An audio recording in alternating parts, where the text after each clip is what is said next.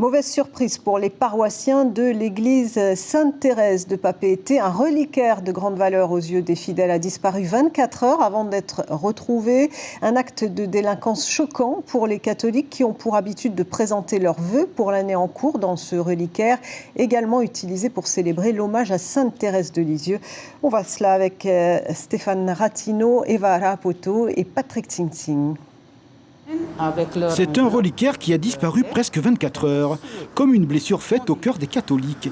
Des reliques de Sainte Thérèse de Lisieux et de ses parents, dont la sainteté donne lieu à une certaine culture de la dévotion.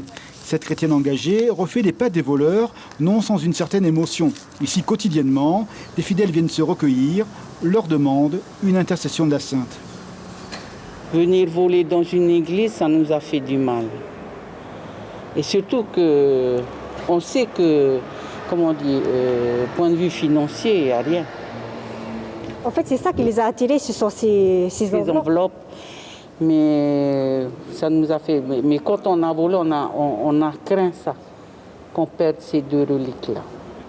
Les parents de Sainte Thérèse, Louis et Zélie Martin, sont un exemple de fidélité au témoignage du Christ. Ils ont été canonisés à l'image de leur fille. Cette église de Papeete est dédiée à cet exemple de mysticité dans le siècle. Des croyants dans le monde entier cheminent sous la protection de ces saints. D'ailleurs, en octobre, une fête est célébrée avec le dépôt des enveloppes dans le reliquaire. Les pétales de rose, c'est le courrier que vous voyez là-dedans, que les gens viennent déposer le soir des pétales de la soirée pétales de rose, et ils écrivent leurs vœux. Après ce malheureux fait divers, la paroisse se réunit ce soir pour essayer d'améliorer la protection du reliquaire.